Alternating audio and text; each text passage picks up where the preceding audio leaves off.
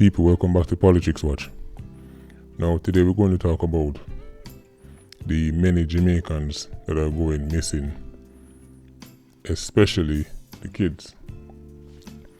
Now, a lot of people have been seeing in the news constantly that there are people and children, adults and children, going missing in Jamaica. And when I say missing, I mean never to be found again. Now, I find this strange, and every time the news report it, they report it as if they only tell us, for example, a teenager, they tell us the name, they tell us where they're missing from, and then that's it. Even if the person is found, they never do any real investigation as to what happened, right? If it's not a case of some jealous boyfriend or something like that, they just leave the case. Now, I find it really strange that there are people going completely missing, as in vanishing in thin air in Jamaica, and our local media isn't digging and searching to find out where they're going, who is taking them. So I had to put on my hat and my jacket and transform into Sir P, the investigator. Now, I have bad news and I have worse news. The bad news is the simple stuff, right? So a lot of these teenagers that go missing, a lot of them are simply kids who come from dysfunctional families. You know, they have problems at home. You know, they run away. You know, them start take man too early. You know, them have a good boyfriend and them go and live with the man. Things like that. That's the bad news. I mean, that's real sad, but trust me, it gets worse. Right? The real bad news, or the worst news, is when I started to look at the more complicated things, such as human trafficking and how prevalent it is in Jamaica. I realized that the media in Jamaica is joking. I don't know why they don't take this more seriously and why we're not hearing about this every single day of every single week, because it's that serious. Now, from last year, 2018, early 2018 to the early part of this year, there have been over 300 children missing in Jamaica and they've never been found. Think about that for a second.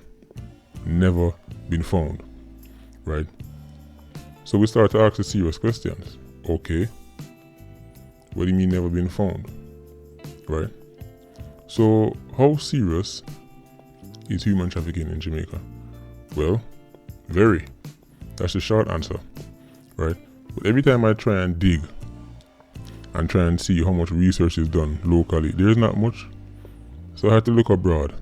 And it turns out human trafficking is the third largest international crime in the world, second only to narco trafficking and arms trafficking. It has a profit. Every year, human trafficking makes 32 billion in profit. That's 32 with a B. That's almost double Jamaica's entire GDP, right? So, if the first two largest international crimes are so prevalent in Jamaica, you know, narco trafficking and arms trafficking, why wouldn't the third also be prevalent? That's common sense, right?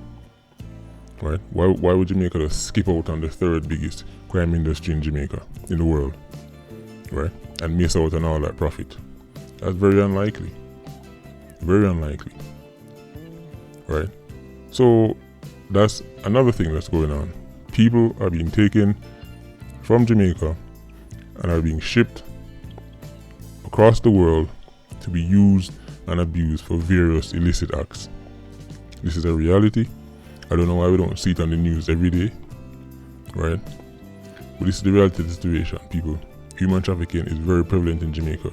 Adults and children are being taken and moved across the Caribbean, across the world, and their fate, well, we can only imagine what's happening to them. But I have even worse news as to another very possible scenario as to why people are going missing in Jamaica, especially the kids. Now, I have a brethren who, put it this way, when people pass away, it's his job to turn up and clean up the mess, right? And I was reasoning with him, and he was telling me about a couple bodies they came across.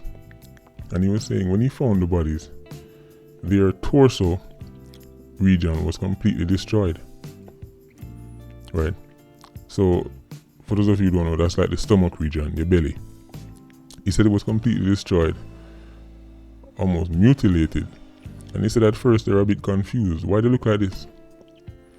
And he's saying he was seeing it time and time again. And as he was telling me, immediately my brain started ticking.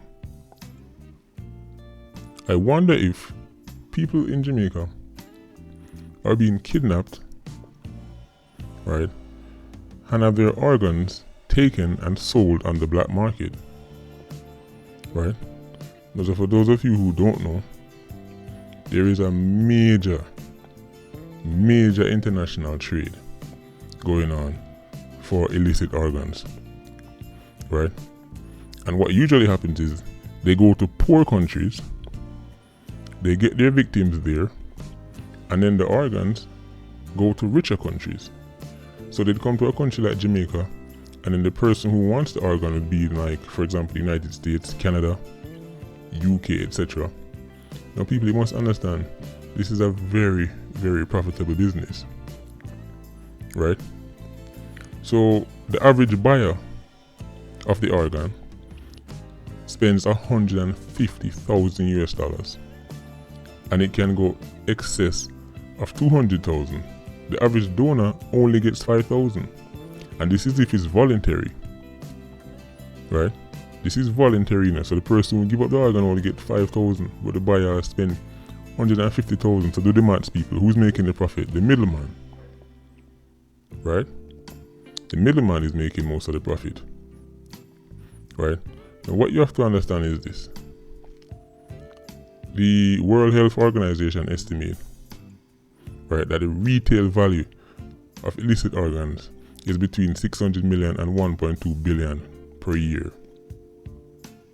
People, we're talking big money here. Why wouldn't Jamaicans be taking part in this trade? They take part in everything else that's bad, right? Now, the kidney is the organ that's in demand the most. Anybody who's ever dealt with someone who's on dialysis will tell you, when you're on dialysis, listen, that's when you might as well start counting down, right? It's very terrible, especially if you can't afford it. So a lot of people who have the money and they can't wait to get a donor, they go on the black market, right? And as you're listening to me, you should be looking at your screen, because I've done the research and I've put up some figures and some numbers for you to realize just how profitable this business is.